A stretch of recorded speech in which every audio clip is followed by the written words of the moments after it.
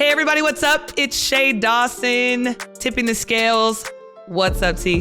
Hey, it's Tyneeha Rivers. How you guys doing? Welcome back. Welcome back. Even though I said I wasn't going to say that anymore, but it fit this time. So. You can't help yourself. Just do you, boo. What's up today? What we got, T?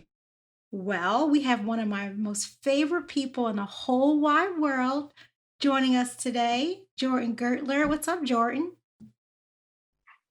My favorite person. Hi, T. How are you? Hi, we're so happy to have you here with us today. I appreciate being on. Shay, Tyneeha speaks very highly of you, so it's nice to finally be able to speak with you as opposed to just watching all of your podcasts.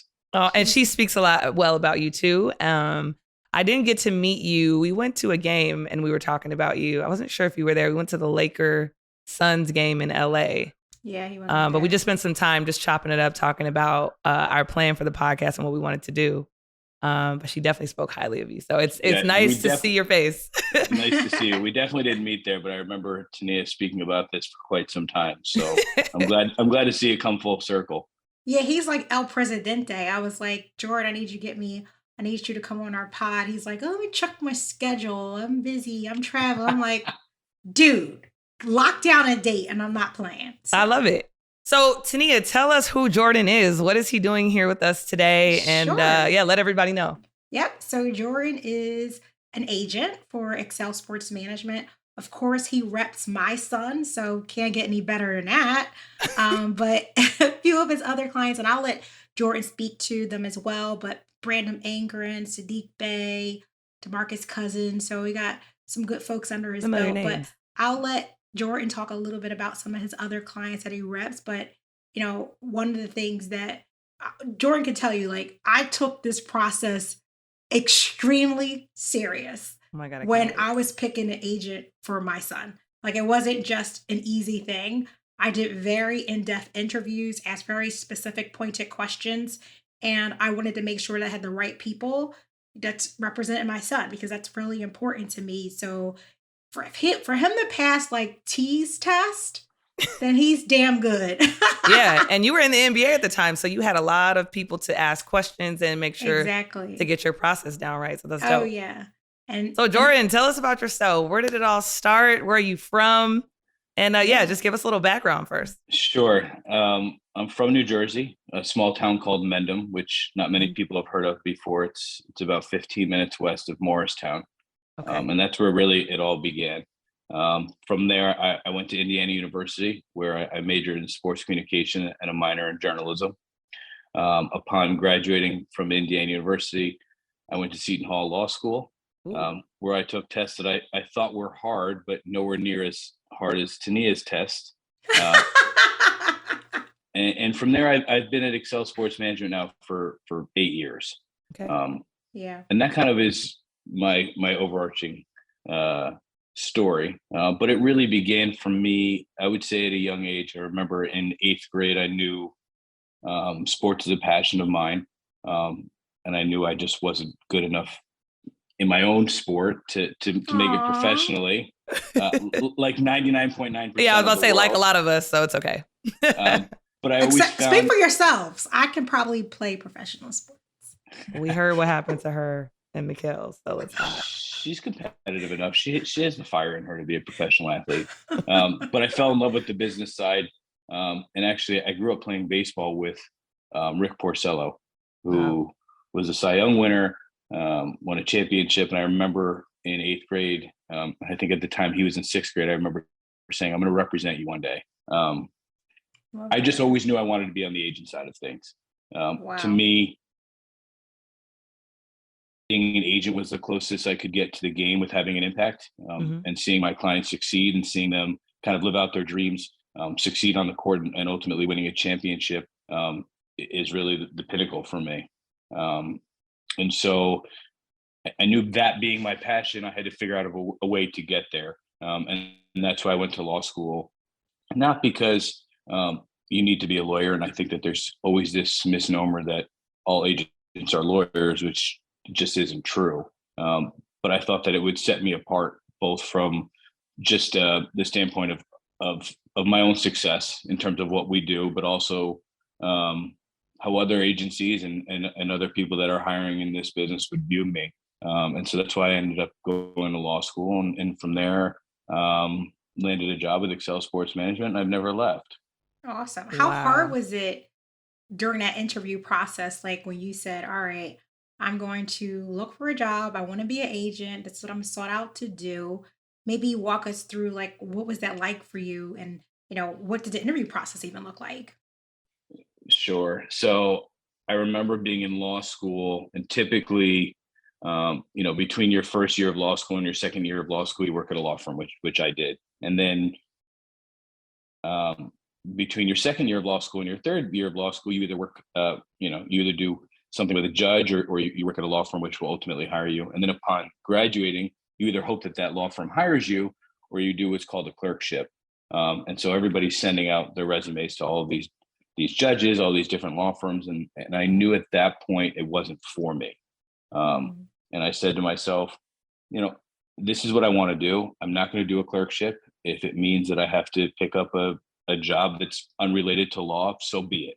I'm not going to be happy at the end of the day unless I'm doing what I want to do. And so I had a few conversations with different agencies, and I remember one of the biggest things they said to me is they asked me, were you a professional athlete? I'm looking at them like, do I look like a professional athlete? I'm not sure what sport you think I was a professional in.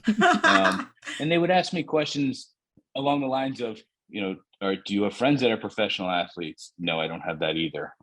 Or they would tell me that I should probably go work in ticket sales as a way to become friendly with players who ultimately trust me. And none of that really made sense for me, nor was I a professional athlete. But while I was in law school, between my second and third year of law school, I interned at Excel Sports. Mm. And I ended up interning there for a year and a half before they hired me. So I was fortunate enough to kind of break in that way, just on the internship side. Yeah. And they did a great job teaching me, and they did a great job giving me the opportunity to showcase what I can do. And really, I never left. After passing the bar, graduating from law school, I came on board with Excel, and I wish I had more interviewing stories for you for other agencies, but to be honest with you, I got very fortunate and very lucky that my That's internship awesome. ultimately landed me a job. Did you Yeah. play any sports? So I know you didn't, of course, Of not course, play. of course. So because I'm curious, like one, were you any damn good? And I then would. two, and then what did you play? Like, did you play ball, or I see you as more like a chess player? Wow, that's so Wow, flattering, D, did Tyneeha. you just say that Those on? are those are fighting words, Shay. Yeah, literally. Like, Because you're so smart. Like, look at the nah, positive. nah, Like, nah. you're He just very said he wasn't strategic good and you're enough to very play in the smart. NBA, which means he So had aspirations. yeah, so I played tennis my whole life. I played tennis my whole life. I had to quit tennis in high school because in New Jersey, um, men's tennis was the same season, was in the spring, the same as Ah. baseball. So I was a huge baseball player. So I played basketball in high school. And yes, T, I could shoot that ball. I was great at shoot. I was short. I'm 5'9". I couldn't, Aw. touching the net was like the highlight of something that I could do, but I could shoot it, I could pass it. I was a facilitator. And I was good, but baseball was really the sport that I played the longest. And I played that throughout high school. And then after college, I needed that competitiveness. So that's where I started picking up golf, where, is a huge passion of mine, and played a lot Yes. of golf leading up to law school. I played a lot of golf when I wasn't studying in law school. And Oh, I so continue, I try to get all of my clients to play golf. I've gotten Mikal a little bit of the golf bug, and some of the others. So yes, I was very athletic, Tania. And I will promise you this. We can take this podcast part 2. We can do a shoot off. Oh God. oh, Oh, so you want to have a oh, shoot off let's do against it. me? I'm challenging you to a shoot off. Okay. All A right. game of Let's do it. horse. Okay, Here we so go. Jordan, you said you knew you wanted to represent athletes at the age of 6. Was there someone that you looked up to? Was there someone in your family who was doing that? Or like, how did you know at 6 that that was even a possibility? Like, No, it wasn't. It was eighth grade. But 8th grade. I didn't know, there was nobody in my family that had gone down this path. Yeah. I knew that there was a business side to it. I would 8th read grade. books. Yeah. I remember hearing about Drew Rosenhaus, who obviously was on the football side. And I didn't really know much more in terms of the basketball side or the baseball side or really any other agent. But when I went to in college, and then when I went to law school, I really started diving deep and figuring out, the best agencies and what I've got to do to get in there and figure out a way to get in the door. Love it. Awesome. And when you talk about like when they were telling you had to get players to trust you, and athletes to trust you, like when did you start to learn that was part of the business too? And what was your approach to that? Like just in approaching players and talking to them? I think that sometimes in our field, and it might be in other fields as well, I think that a lot of times athletes are surrounded by yes men and yes women, and they are told what they want to hear, and people are afraid to tell them the truth. And at the end of the day, I'm not trying to be best friends with everybody that I represent. I'm trying to guide their career in the best light possible and make sure that, when this career ends, because everybody's basketball career ends at some point, we can look back and say, hey, we did it the right way. And so if that means telling them something they don't want to hear, or I always tell clients, and I probably said it to you, you're going to hear things you don't want to hear. And we might get in a fight, but I'm always going to be honest. I'm always going to be transparent. I'm never going to promise something I can't do. And you've got to trust me. And that's my word. And, without my word, without my trust, I have nothing there. So I think being honest and making sure that they see that you have their best interests and making sure that they know it's about them, not about you. I think that is probably seen very strongly in what I do. And I think my clients are able to relate to that really well. That's awesome. And I think I can attest to that too. Just how I appreciate that you're just always honest. So like if Mikal didn't hustle, he's playing lazy and he's not doing what he needs to do, like Jordan, like Mikal, that was like lackluster. You play like shit. Like you need to get it together. And that's what's important because, we talk about relationships all the time, that the foundation to any good relationship is trust, transparency, authenticity. And I think that's what you bring to the table that I respect. I'm a little jealous that we didn't get into a fight yet. Darn it, we didn't fight. I had to pick a fight with you about something. You over here talking about he's playing chess. You talking about he's playing chess, and he never even said chess. You over here talking about, oh yeah, I see you as a chess player. That's okay. We're gonna have a little shooting contest, and I guess no, we've never fought. I mean, you can get up here sometimes, but I think I have the ability to bring you down. So, get her, Jordan. That's why we don't fight. Yeah. Yeah. You know what I'm talking about. I'm sorry. What do you mean that I can be up? So for those of you who can't visually see us, he's got his hand up pretty high, like above his head, that I can be up super high. So I'm just curious to what do you mean by that? Sometimes the passion can be very passionate. And when we have to scale back the emotion and kind of just focus Stick in to the and, facts. stick to the facts. 1 + 1 is 2. Yeah, I get a little cray-cray. It's I fine. like this dynamic though, because this is not something that you get to experience on a podcast often. Mother of a son and his representation. So this has been from day one. So how do you, when you approach a parent and you start to build that relationship with a parent, and you have a parent who has a lot of questions and anxiety and they're not sure about this process, how do you reassure them? Like, what are the things that you talk about that kind of get them in a comfortable space to listen to you and say, look, I've been doing this, for X amount of years, or maybe it's a first client, or maybe somebody who doesn't understand. Like, how do you settle a family when it comes to talking about things and then building that trust with them so that you can have this type of dynamic right here where you can just kind of be, and say what you want? Well, ours is a little special, so I don't know if he connects like that with all his clients. That is true because not everybody's clients, have family members, or maybe it's a trainer, or maybe it's a coach. There's always somebody that is a trusted advisor. Yeah. And I think that the most important piece is actually taking the basketball or the business side out and really just getting to know them as a person. Yeah. And getting that kind of familiarity with each other, and just learning about one another, I think starts building that trust. And then when we have those conversations, I personally enjoy them. Not that many times am I getting as many questions as Tyneeha, gives Sam and I. And that's a good that's a good thing. That's a good thing. As a lawyer, I'm okay with questions, but you know, for Tyneeha, for instance, I mean, she asks a lot of questions, but that's good because I know that she's thinking the right way, and she's helping me think, how she's thinking. So maybe I can explain things better to her. I love it. Yeah. But I really think that when you talk about experiences, I always like to inform either it's people that I'm recruiting or families that I'm recruiting or current families of clients, just situations and things that are going on both at our agency with my clients, just so that they can kind of see and understand things that are being done, maybe if they're not being done now. And I think that's kind of an educational piece as well. Can you talk a little bit about, because we'll talk about in a minute, like the interview process that we've had when we were at Villanova with Mikal. But what is it like? So when you have those trusted advisors that are vetting you to be their agent, what is that process like? What type of questions are they asking you to do?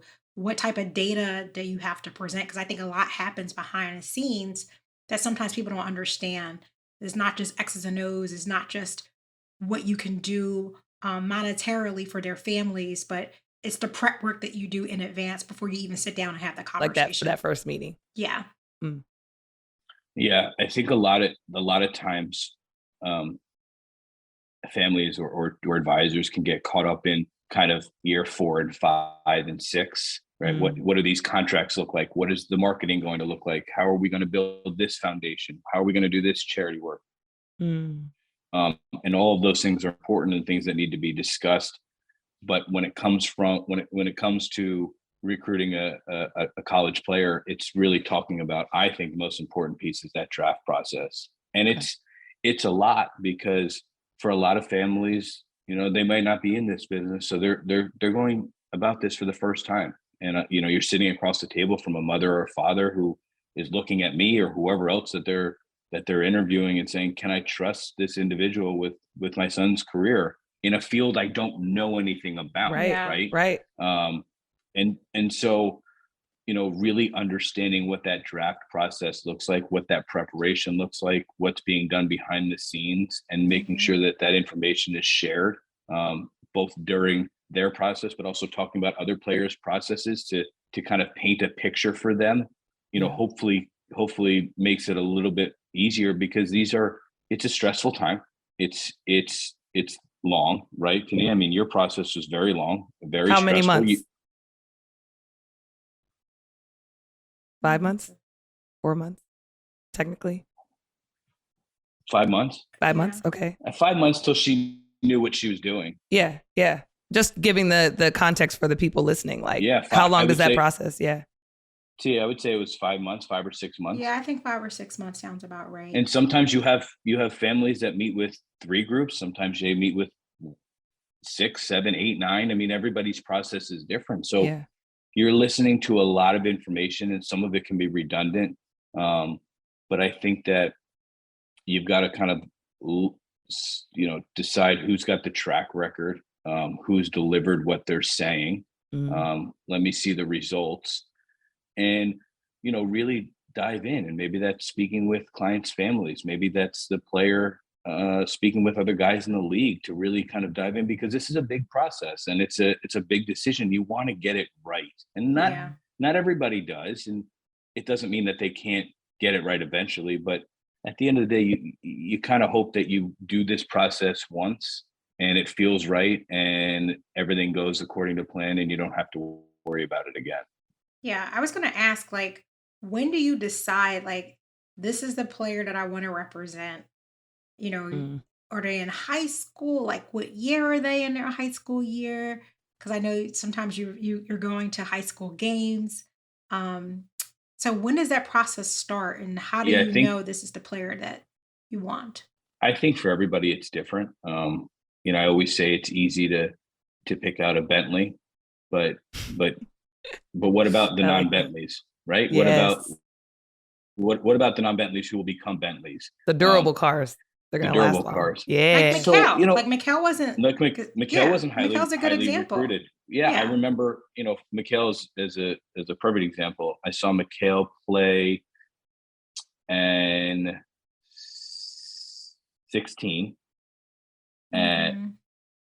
the Barclays Center for the first round of their NCAA tournament. I think it was 16, right? I think And it I was remember 16. seeing this wiry, lanky player, and I said to myself, if he develops in how I think he can develop, he's going to be special. And at that time, I think probably the only person who thought that he would be in the NBA was Tyneeha, who Facts. had thought this since he was in 6th grade. Okay. But she admitted that. You can see guys and how they develop, and you can be wrong, right? You can go through this process and recruit a guy for 2 or 3 years and see them not develop the way that, you know, they need to develop to be in the NBA. But, you know, I think that you have to have an eye for understanding the game, an eye for talent, seeing what that progression looks like, right? Other guys that have made it in the NBA and saying, Right. you know, I remember when he was a freshman, he actually looked very similar to this.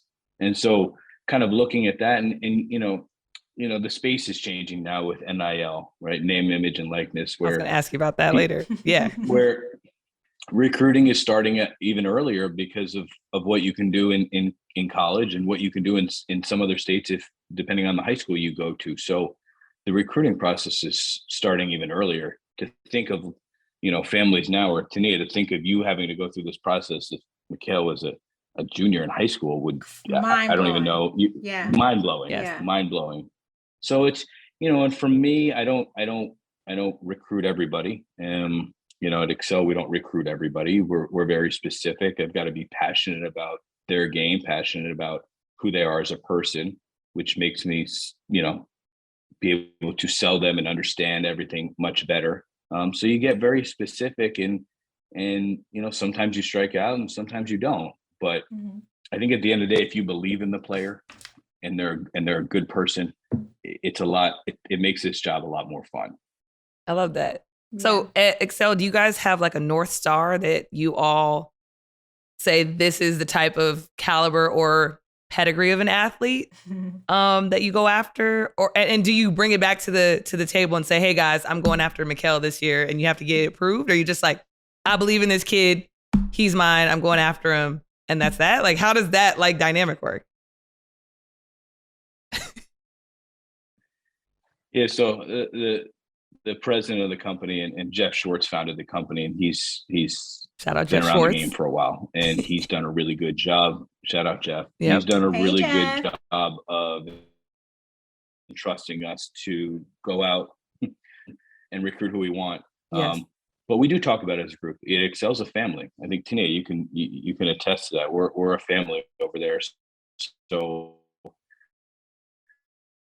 everything that we do, whether it's, you know, they're recruiting somebody, you know, we all talk about what we see and what do we like.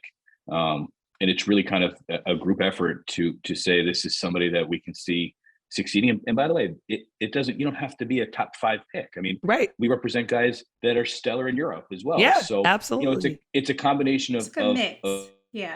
Of good people, guys that we believe in, and really making sure that they fit what we're trying to do.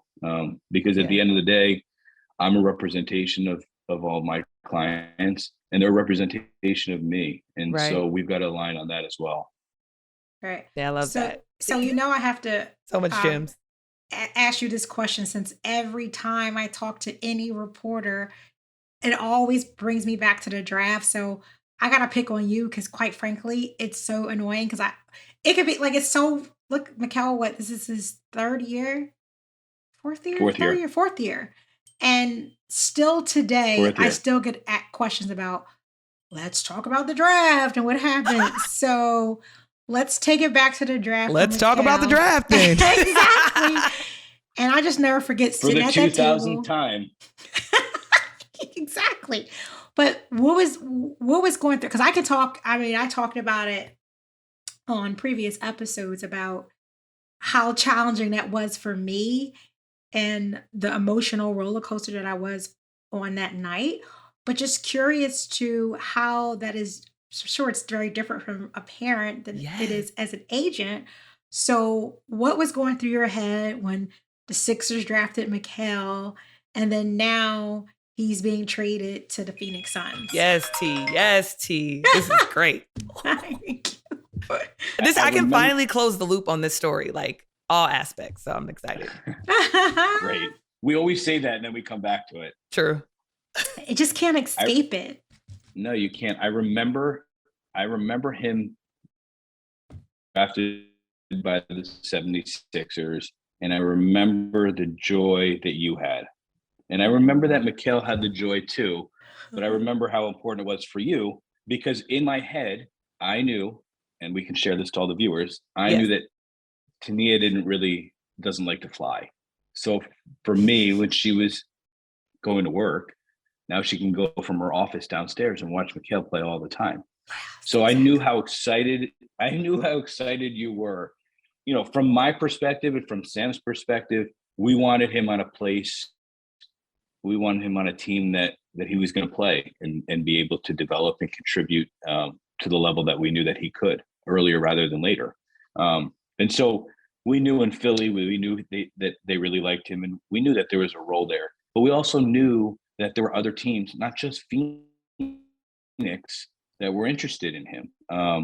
And the draft night can be a little crazy because, you know, so Mikal gets drafted or any player gets drafted and they go on stage and then they go in the back and they're doing a media tour for two and a half hours. So there are things that can happen. You're with him. So there are things that can happen without them even knowing. Right. And, I think at the time when Mikal was being traded, he had probably done a bunch of media already for the 76ers. You know, you've got a hat on. With a hat I'm so excited on to be a 76er. And then you switch it and say, there's no other place I'd rather be than such and such team. Yeah. But we knew that other teams were interested in him. And we knew that if there was the right opportunity, a few teams were going to make a move, and Phoenix being one of them. And I remember thinking it's a big switch because he's going from a team that was in his backyard that's competing to, at the time, was a rebuild team. But knowing that they had drafted DeAndre Ayton and now they had Mikal, they had some pieces there that could be special. And I think for Phoenix, knowing that Mikal, was a two-time champion and what Coach Wright was able to do at Villanova and groom him and how he plays and that leadership that he brings to a team, that there was a plan. And this was something that was going to take 2, 3, maybe 4 years. And I remember telling Tyneeha that not only on draft night, I remember when we got there for the press conference in the car, telling you, he's going to have an impact day one. I mean, he's going to be able to do what Mikal knows he does best. And so we were all very excited about it. And I think that for Mikal, and he can speak on his end, I think everybody had this idea of what a story. Mikal can play for the 76ers. His mother works there. He's a Philadelphia kid. Right. But I remember talking to him and I said, how do you feel? And he said, how do I feel? I'm playing basketball in the NBA. I was the 10th pick in the draft. And for the average fan or somebody who doesn't know about this, on the inside, they're looking at this like, is he upset? Is he happy? And at the end of the day, he's getting to play the game he loves to play professionally. And whatever city that's in, Mikal's going to give 150%. Yes. Darn right. Yeah. All right. I was going to say too, like, how do you help level set expectations for parents? Because I'm sure there's just such a wide range in terms of scale of, I want my kid to go number 3. I want my kid to be a lottery pick. How do you help level set with parents? Because of course we want our kids to get a high pick. And we also have to be honest, just and be realistic about where they're going to land. I mean, I know the work that we talked about before, you said, okay, he's going to go between this number and this number. So I was just waiting. And, every time the commissioner would go on stage, I'm like, is that Mikal? So I was just like waiting to hear his name. But I'm curious to see, because I'm sure you guys probably get pressure from parents. Like, what are you going to do to get my kid, to get my son called early? Yeah. Like, how much is the agent? How much is it them? Yeah. Or relationship? Yeah, well, I Mm-hmm. think that goes back to the trust piece, right? I mean, if I'm going into a meeting or an agent's going into a meeting promising something they can't deliver, it's not going to end well. Yeah. So I think you've got to be right from the start. And for us, this is doing kind of our background homework, right? We're digging, we're having the right conversations with the right people, we're figuring this out, you know, with teams and a lot of our discussions to really kind of get a broader frame, especially on when we're recruiting.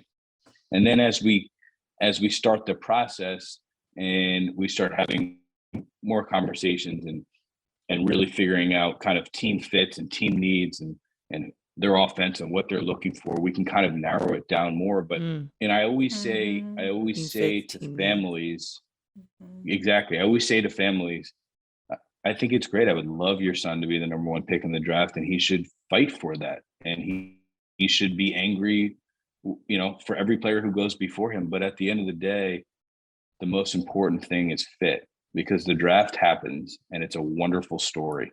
But you go to your team and the ball goes on the floor and nobody cares where you're drafted, right? You've got to Yeah. play. You've got to beat out grown men. You've got to compete.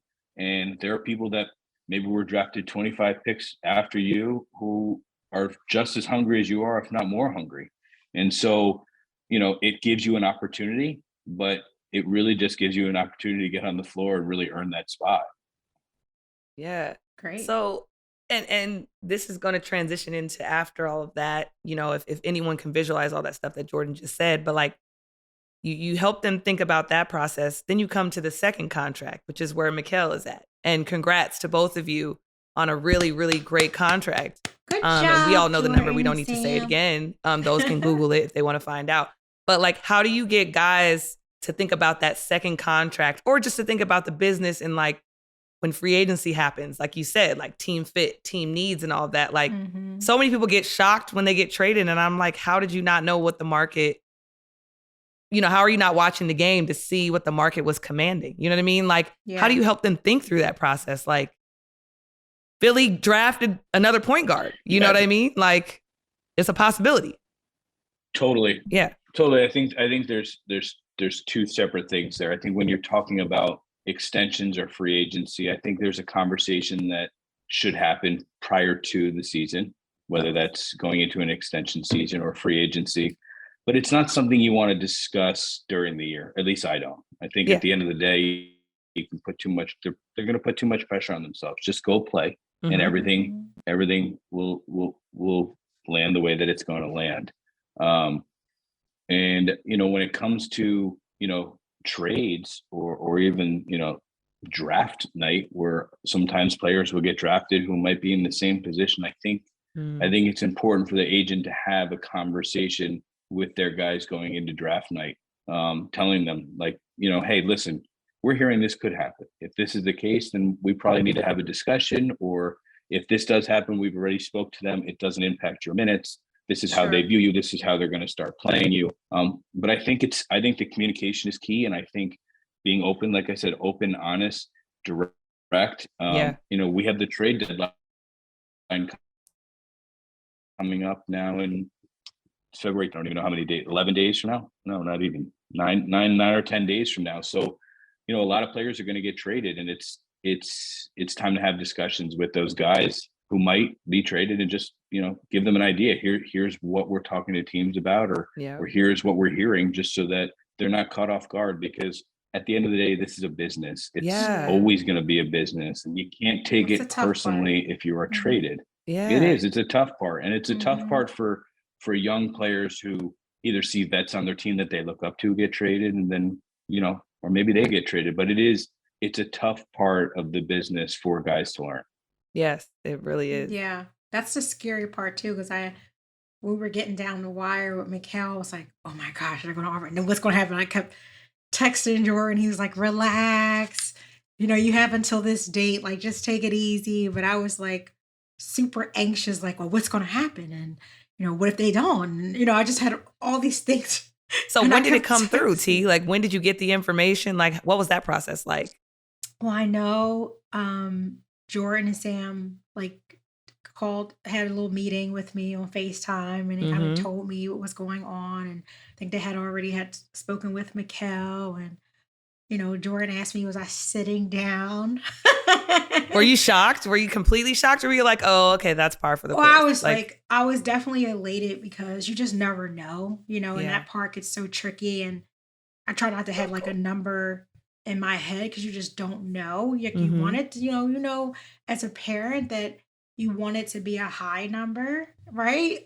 Of course, of just being course. transparent. But The business. again, it has to be realistic based on the player's skill set and what they can bring to the team too, and then how the team values that player, because that can vary from team to team. So it was like thinking about all of that, and I was nervous that it wouldn't happen because we were getting close. And then And you had Jordan's like, whispers down the lane about some of the other drama that was going with other players. So I was like so nervous, and I know I was getting on Jordan's nerves. I don't know how he can put up with me sometimes, but I was like texting him like, well, what's happening? Where are you? I know. I can tell he loves the going. Like when I feel like he knows he's doing his job when you're asking questions and going back. That's well, I get a little crazy. She was like any parent, and she was always asking questions. I remember free agency started. Day one. Agency started in the summer.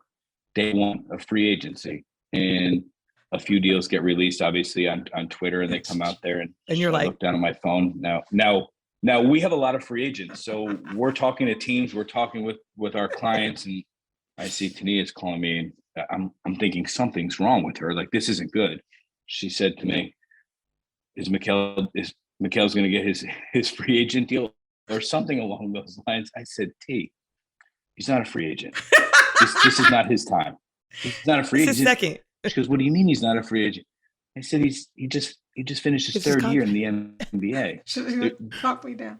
He could get an extension, which we can discuss, but we're 45 minutes into free agency and he's not a free agent. Can we do this a little bit later? He was on a phone call. It was like someone else. Like, he's gonna call you back. Yeah. I'm like, can I please call you back? And she, Tyneeha was there every step of the way, and for Sam and I, we talked to her every step of the way. I do remember, and I think I probably talked to her maybe a few days after the extension was done. I said, did it finally hit you yet? Because she was so, when, what's going on here? They love him, they hate him, they love him, we love him. Do they love him? I love him. All of these things. And then when it finally gets done, she was as calm as could be.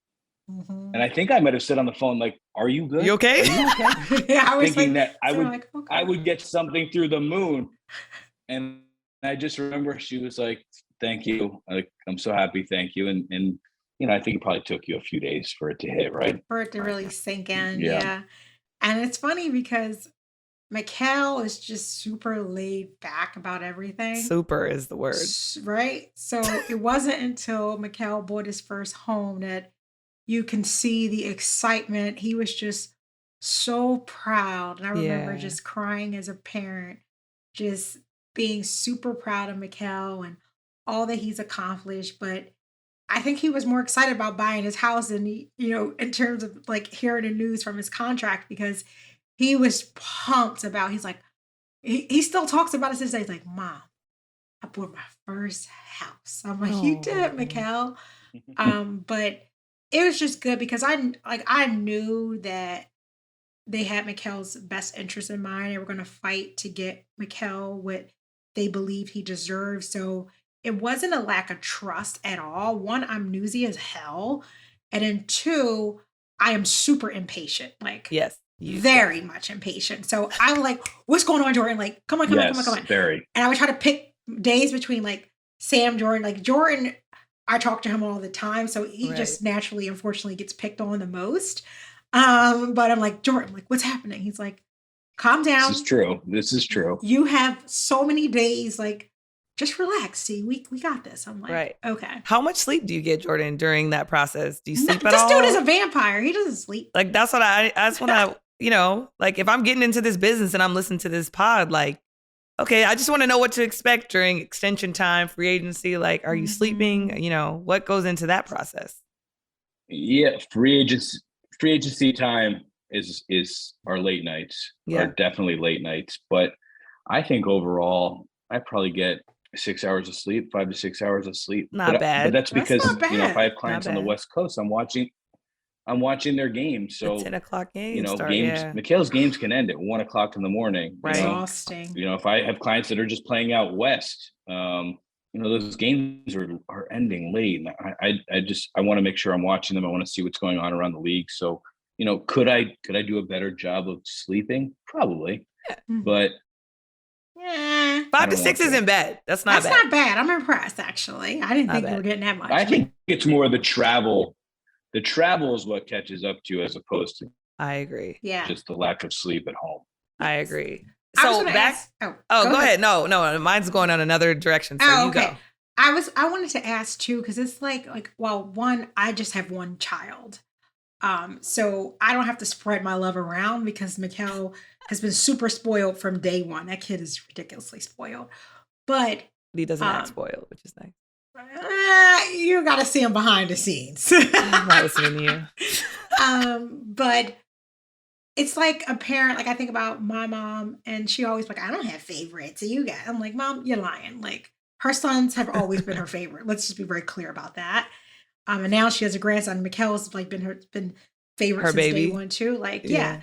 So how do you spread your love around when you have all these clients, and which games are you going to watch? Because you got multiple games going on simultaneously. Everyone's playing. How do you know when to contact which player? It's like you're a father. You have all these children. So how do you know Pretty much. He's like, yeah. when you give the love to each child that needs your love and attention? Well, first, it's a beautiful thing that I can have multiple televisions in my living room so that I can watch multiple games at the same time. So that makes it a bit easier. But T, it best. I'm always on the road, and maybe that's going to a city and two clients are playing at the same time, which is great. We can all grab dinner together. But I always try to see my clients one way or another, whether that's them being in my city or me being in their city every other month. And it's a lot of travel. I always say I'm probably in the air between 100 and 150 days a year. I'm on the road a lot. But I pride myself on that. If I had to travel that much, I would be stressed. It would never work. It would never work. But I pride myself on making sure that everybody feels the same level of attention. And I think my clients would tell you that. I think we as an agency do the best job at doing that. And so, they would tell you that whether they're the best player in the NBA or the worst player in the NBA, they feel like I give them the same attention. That's and awesome. So I have to do that. If I didn't do that, I wouldn't have clients. So for people who have bad agents, not bad agents, but agents that they just don't vibe with, or just, I don't know, they feel like they maybe not doing a good job. How often should you talk with your agent before you get worried? Should you be asking for things because I know when my brother was going through the process, we dated a lot of agents in the very beginning. But then there was times where it would be like, oh, have you spoke to your agent? And he'd be like, no. And I'd be like, how have you not? You know what I mean? So how long should you go without talking? Or the guy just doesn't care about you, or girl? I don't think there's a perfect science to that. I really think it depends on the client. Some guys want to speak all the time, and I have other clients who don't, and that's okay. Yeah. My brother was more of the not speaking all the time, so he needed someone to reach out to him. Right? Yeah. Your brother probably was like, he needed my job. If there's something I need, he'll reach out to me, and if there's something I need to know, he'll let me. But other than that, I'm just going to do what I'm going to do, and I trust that he's going to do what he's doing, or she's doing. So, I think it really depends. I think it depends on the player, but I think it also is important for the agent to get a feel for what that player needs. Right. So and that's where a disconnect could be. That's a good note. Yeah. So anyone, out there who is listening to this, when you're trying to narrow down an agent, you just got to get a feel for each other. Right. That's dope. Yeah. That's a good question, Shea. Yeah. I was going to ask too, Jordan, is how do you, because listen, when I worked in sports, and Shea, I know you can attest to this as well. Everyone who's in college studying sports management, they all want to be agents.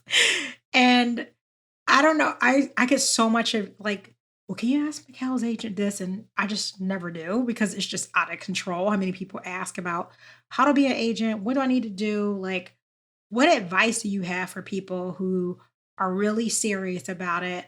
How do you help them understand like what it what it really entails and what it takes? I think sometimes it's a sexy job and people love everything that's sexy. Like sex sells in every single thing, right? So sports is a sexy industry. Being an agent is a sexy ass job, but how do you help them level set in terms of what's realistic and what do you need to do to get there if you're really serious about it? And how much of it is luck Yeah, it's too? probably Yeah, but exactly. Shay, the truth is you always need a little bit of luck to get somewhere, Right. right? Right. Hmm. You can do the work, and that work gets you the ability for a door to open. And you need a little bit of luck for the right door to open, Right. but you also have to take advantage of when that door opens. Right. And I so some agree. people will say, I'm not lucky. No, you had that chance, but you didn't make the most of it. I Right. think I think the sports side and entertainment side is a lot of the same. And I can only speak to my story, and my story was going to law school because I always felt the same thing that you think, Tate, that let's say a million people want to be an agent, just in general, an agent. How do I set myself apart? And if I have a law degree now, maybe I become in an applicant pool of 100,000 as opposed to the Sure. million people who want to do this. And so I'm not Mhm. saying it gives me the best odds, but it gives me better odds. Um, That's a and good point. I think that you've got someone who wants to get into the field has to separate themselves. And Mhm. maybe that's with a law degree, maybe that's with an MBA, and figuring out a way to get your foot in the door. If you can get your foot in the door in some capacity, you'll be able to find your way to where you want to go. And does that mean that for somebody who wants to be an agent, it's got to be agency or nothing? No, it's you could go work for a team, you could go work on the league side, you could go work for the union and start developing Mhm. relationships with agents, For and sure. kind of maybe making that transition and kind of crossing that bridge over. Or maybe in your mind you're saying, okay, I want to be an agent, but I can really help out on the analytics side of things. Well, let me get in the door and start working on the analytics side and Right. start learning the agent side while I'm Mhm. doing that. And maybe there's a way for me to transition over there. So I don't think in anything that we do, there's kind of one path. It's just Mhm. how can you separate yourself from others? And maybe you have to make a little bit of a left to get back right. And maybe you have to kind of plateau and do a lateral move to get, to take the next step. But I think that if you focus too much on one facet, whether that's being a baseball agent, I think you're going to possibly miss out on other ways of getting there. I like Great. that.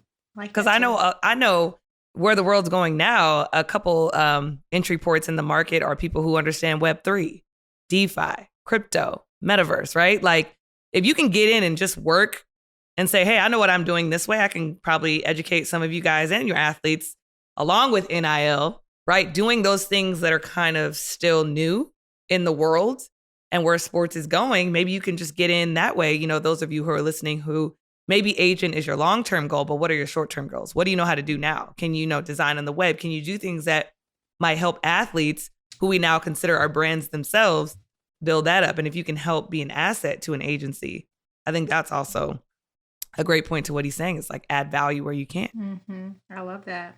I agree.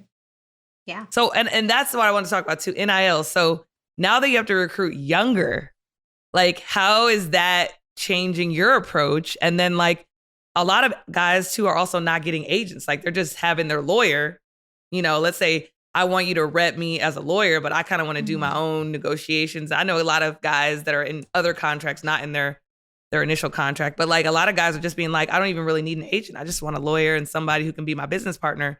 Kind of how you see Rich Kleiman and KD, obviously that caliber an athlete, but just how does that shape where you're going? And like, maybe you get tired of all the travel and you're like, man, I'm just going to be a bunch of partners with my athletes versus like representation. Like, I don't know. What are you thinking about NIL side, and then just how that longevity and how you're going to evolve as a person and your goals?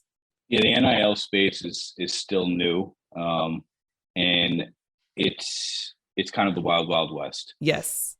And so we'll see what it looks like in 3, 4, 5 years as maybe things kind of scale back and maybe some more rules are put in place. But, it's interesting. There is money to be made.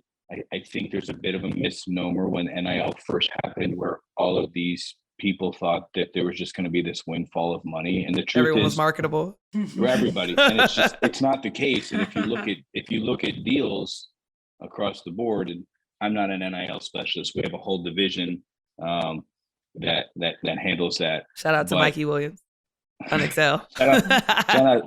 Shout out to Matt Davis, who Matt works Davis, with us at Excel, who handles Mikey Williams. But it's a whole different world, and I think that kids have this idea that there's going to be a lot of money, and there's just not. So it's really how do you position yourself so that when you go to the next level, you've got relationships with brands, and you're doing deals that can hopefully transition yourself when you make it to the professional level. Mm-hmm.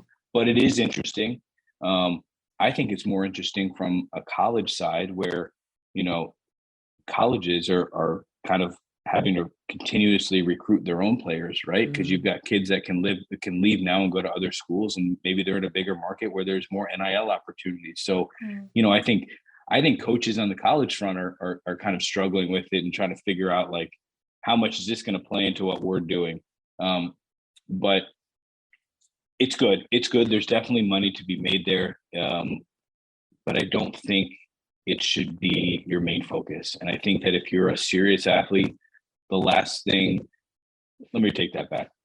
Not a serious athlete. If you are an athlete and you're looking at this and saying, you know what, I care about my schoolwork and it's a lot, and I've got to get in the gym and get extra shots up in practice. Maybe I don't have time for NIL deals, right? Maybe, and you've got a lot of brands that are just reaching out to kids directly as opposed to going through agents. And they're agreeing to things that are requiring them to do a lot of hours of work for probably not a lot of money.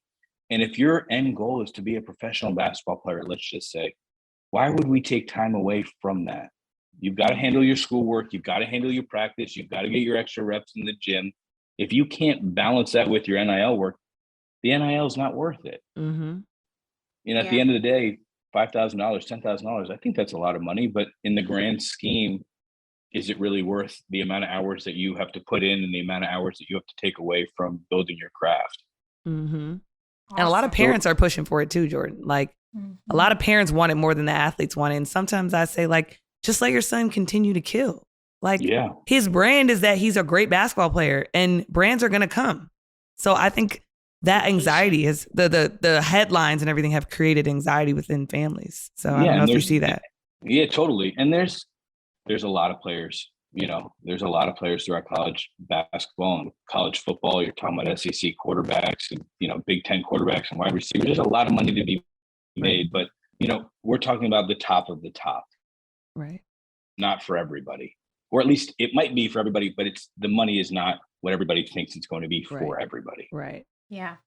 Well, totally changing subjects. I have like a breaking announcement that you both will be super proud of me for. I need a drum roll. Okay. I'm trying to guess. You want to guess before I say it? No, no, because if I'm way off, I don't even. Yeah, I don't want to guess either. Open that door. Okay, so you guys know, well, Shea, first of all, I got to open up my phone so I can show you guys. So Shea always, I call her the love doctor because she's always giving advice about love. And then we always spend like a couple minutes at the end of our podcast with whoever comes on to getting advice too. So I'm at my friend's house, one of my colleagues' house this past Friday, and we're drinking, we're having a good time, and she creates this Hinge account for me. So praying for it. I'm officially on Hinge. I'm pretty popular, I must say. No, I get a the ton. humble brag. The Oh, humble I brag. have a ton. The messages. She's throwing the messages. You guys can't see it, but she got mad messages. I have a ton of hits. Who are these people? It's just That varies. account's been active for 20 minutes and she's got 200 hits. I'm super excited about it. I mean, There's a screening process. I do hit X on a lot of these, but I am so proud of myself because first I was like, I'm never going to do anything, like delete it. And then she kept speaking on my behalf. Like she created it. I sent her a couple pictures. She was conversing. And then, you know, I think Sunday she was like, hey, I'm talking to 4 guys right now. I said, okay, I'm done with you. Send it to me and I do it myself. So let's see. 1, 2. This is the segment tea time, basically. This is tea time right now. So it's 7 people right now that I am interacting with these guys. You know, it ranges from one guy's a lawyer, another guy has a CEO of a company, another guy works for. They could be lying too. You can lie. You never know. You just know. But let me tell you, because I got a whole, like, I have a little team. You know, I like to spread my love. We fact check so that the guys that we are talking to, we went online and they found them. So at least the ones that are in, I don't know about all those ones that are waiting for me to respond. That's the LinkedIn plug right there. Exactly. But the ones that I'm interacting with, like we fact check them. So. Okay, so if you're in her Hinge right now and you're listening to this podcast, she is background checking you and fact checking you. This is insane. So make sure you come correct. Please don't lie, because we will salt your ass out. So what is Jordan gonna? How does Jordan gonna give you advice on this? Well, Jordan gives me advice all the time. Okay, what's your advice, Jordan? I think maybe we should open the most recent, and Shea and I should kind of walk you through a conversation. Oh my God, yes! Station here. Yes. So let's open up the most recent one. All right, let's see. Go, Jordan. Well, and people listening are gonna love this because they be asking all the time. Well, let's not use that one. That one was short. There we go. The judgment started from the jump. This one's short, she said. No. I mean, short in messaging. Oh, wow. This one's a lot. Okay, so this was one of my photos that was on my on you can't see it, but it's a cute photo of T, and it's a message in her Hinge account. So this one guy responded with a little heart, and his comment was gorgeous. And I respond. Oh, this wasn't me. This was Rebecca. Okay. Filling in for me, and then I jumped in. So Rebecca said, "Thank you. You're not so bad yourself." Okay. He said, "Well, thank you, Tyneeha. A brother has to keep up the attention of a beauty like you. Now keeping that attention, we shall see." It was one of these fun facts, like what's a fact that most people won't believe about you, and it's that I like country music. So me too. He's like, I do. I know we're weird. So he's like, so you like country music or the modern stuff? And I said, and this is me, no longer Rebecca, because I said, Rebecca, stop it, because I need to be my voice or my own person. And I said, I like the classics for sure, but I also like R&B, jazz, classical. I just love music. What kind of genres do you like? He says, I've always been an old soul and gravitate to jazz standards sung by Nat King Cole, Ella Frank, etc. That said, I have a wide taste in music, including country. I lived in Africa for years and was actually introduced to country music by Kenyans. They love it. So what brought you down this way from Philly? So that's where we left off. I didn't respond yet. Jordan, what's your take? This sounds normal. Well, first of all, my take is, isn't it crazy nowadays is that the dating apps, these are the first conversations. Most times you meet somebody, whether it be like out at a party or at a bar, where it's like, hey, how are you? Where are you from? The first thing they're talking about is genres of music, right? It goes deep already, yeah. Yeah, going deep already. He sounds normal. He sounds normal. Cool. A little BS, but that's okay. I get it. You're trying to flatter a girl, even though I just would appreciate you not doing that, because that's not my style. See, here's the thing. So this is now J time. We're no longer T time. Now we're in J time. Okay, J time right now. Hey. So for Tyneeha, needs an older man, I think, but someone who's young at heart. Now, she'll tell you that she's an old soul. She's not really an old soul. She is spontaneous. She's down for whatever. If you said, hey, listen, we're going to the city, we're going to a comedy club, we're going to make a night out of it, she's down. She's a firecracker. If you said, hey, listen, we're gonna stay in, let's cook. Tomorrow morning, we're gonna go for a hike or a workout or a yoga class, she'd be like, that sounds great. Yeah. So T always says, I'm an old soul. She's not an old soul. So I think that she needs an older man, but I think she needs somebody who is younger, because you got to be able to keep Tyneeha's attention. And that is the $1 million answer right there. Because if you can do that, you get her. But it's very hard to do so because nobody has yet. And she is particular and can get bored with you quickly. And we love that about her, and she should never settle. But we've got to make sure that you have to make sure that she respects you, that you understand no matter what happens in your life, Mikal's coming first and basketball's coming first, and that's it. She might be gone for 2 or 3 weeks out in Phoenix or wherever city he's in. And you got to be independent. You kind of have to be successful in your own way, because Tyneeha is very passionate and unbelievable at her job, and she's career driven, and she's got a lot of hobbies. I mean, she goes from teaching yoga to being life coaches in her community to now being on a podcast and creating this concept with you, Shea. So she's going in a lot of different directions. Oh, you're spot on. She needs a man that can keep up with that can respect that, but can also do their own thing. Get you an agent like Jordan, okay? Yes, Jordan. I keep trying to get him to represent me, but I can't. If you want me to take over the Bumble account? Get you an agent like Jordan. I think Shea and I could probably vet out some guys. Probably. You might vet out 2 We'll do that together. Don't worry. Okay. When we get together, we'll definitely be on. I'll be like, Jordan, what about him over there? Be like, I just think this is a huge step that she's even on one of these dating apps. I agree.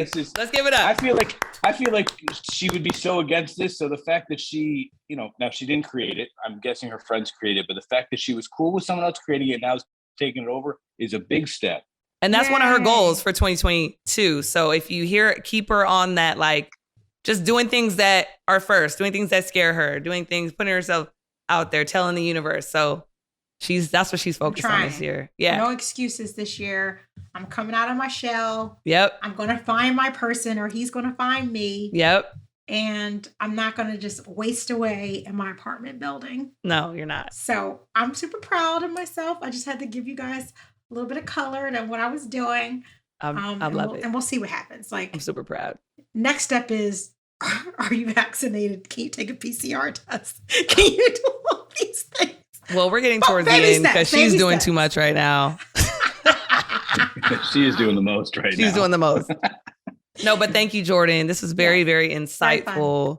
And it was really cool to see you and T's dynamic, because I don't think a lot of people get to see the dynamic between someone's agent and them. And just the fact that you guys can talk and you actually know her, like what you said was to a T. So like your agent doesn't have to be stiff and like just business. Like it can be a member of your family, regardless of what people think, because everyone thinks that agents are big, bad, and scary. And they're not. They're normal people. They're busy. So you got to have a strong personality too, and you got to know what to ask. And I love T. You represent such a great mom in that space too. And I think you've shown that over time of our episodes too. So if you haven't been listening, start over. So go from 1 to now we're on 15, 16. I can keep track anymore, but 15. We do tell stories throughout our podcast that get you through. Where can they follow us, T? It's your turn. Follow Tip in the Scales. And look, before we plug, I just wanted to personally thank Jordan. Thank you for just continue doing a great job repping Mikal. You and Sam, you guys are just so great to work with. And shout out to Ashley as well. You guys are just family, but you do a phenomenal job. And so thank you for that. And I appreciate you spending time with us. But listen, you have to make sure, guys, that wherever you go get your podcast, you need to follow Tip in the Scales.